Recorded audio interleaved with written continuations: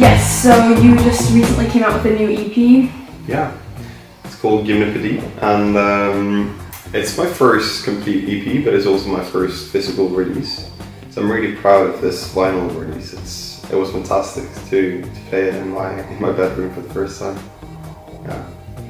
So in your music you can hear traces of like Bowie and the Smiths. Growing up, who influenced you the most? Definitely Neil Young, I'm sure. That's the favorite artist of my dad and the artist I grew up with.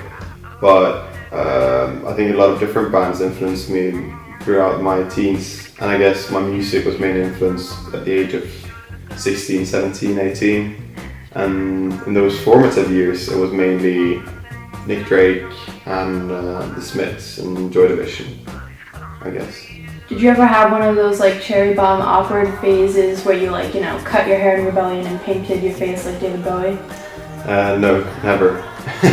I did play in a punk band when I was in junior high, but I was always kind of, I never painted my face. I never used makeup. Unfortunately, I wish I did. It would have been some great pictures. I remember you being my substitute teacher. You always want to know a lot about your teachers. And of course, you were a young, interesting teacher. So of course, in our class, we looked you up and you had just come out with the Dear Aphrodite, and we all thought the cover art was pretty interesting. What was the motive behind that? That's quite funny actually, that you bring it up, because I guess I haven't been reflecting too much about, as you said, I've been working as a substitute teacher for a couple of years, and I haven't really thought about students looking me up.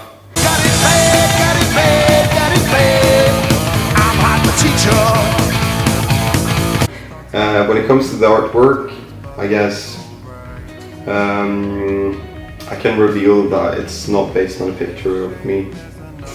Could have been, but it's not. So it's artwork made by Benedikt Olsen, and the idea was I wanted something that was explicitly sexual, but that didn't sexualize the female. Because in the music industry, mainly you see pictures of naked women, but here you see a man that was giving pleasure to a woman, which is kind of, I guess it was different, obviously, but also the song kind of is a reflection upon not necessarily satisfying yourself, not explicitly sexually, but maybe. So what are you most proud of writing? Which song? Of my own songs? Mm-hmm. That's a difficult question. I think the song that I'm the most proud of melodically, because it's so simple, might actually be a song called Bedroom Lights, which is just the B-side of my previous single, Dear Aphrodite. It's not necessarily my best song or my most available song, or the song I like the most myself. I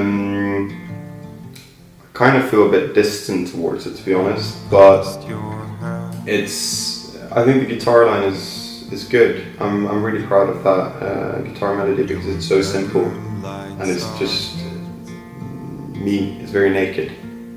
But I don't know, the song I enjoy playing the most or coolest song, maybe 1+1+1, or maybe even songs that aren't released yet. Yeah. I'm actually familiar with your song Bedroom Lights, and isn't it about heartache? Yeah, it's a quite blue song, I'd say. Yeah. Do you write from personal experience or something you imagine happening? It's always personal.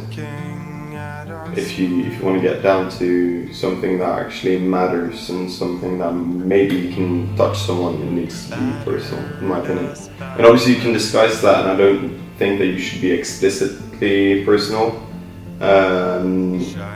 Like, I'm not interested in talking about my personal life at all, but I need to write songs that are personal enough for me to know exactly what they're about, and for maybe my closest friends and relatives and so on to know what it's about. But it's not something I'm comfortable with talking about. I think it's more, yeah.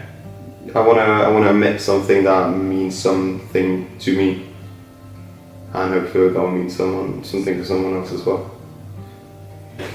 So what are you looking forward to in the future? I'm really excited about my upcoming debut album. It will be released in, well, I can't really say the release date, I'm sorry, it's still a secret, but it's already been mastered. So I'm really proud of it. So mentally I'm really keen on that album. So we've got some international gigs booked now, which is really cool. So I'm just looking forward to play more on Europe. And, are you able to say any of the countries? I think the only one that has been announced is Switzerland in February. It's really weird. I played in Madrid last week, which was also really cool. So I just hope to be able to travel a lot, and hope people enjoy my album as much as me and my friends are. Who's your dream collaboration? Wow, that's a good question.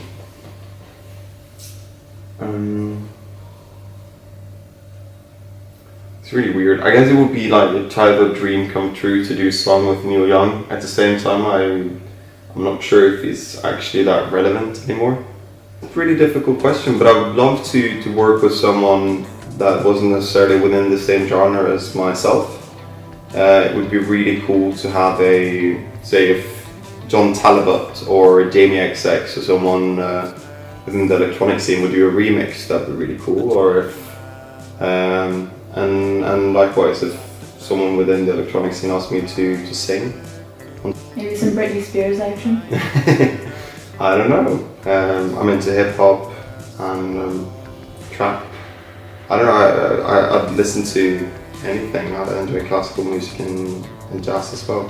I don't know. If you're into rap and like hardcore, do you think you could like throw out any rap verses or like scream right now? Well, but into hardcore music, absolutely. So that's something I do, I guess, apart from my main project. I'm into like drone, noise music, instrumental music, and well then maybe we'll hear some rap on your next album. I don't think so, but maybe.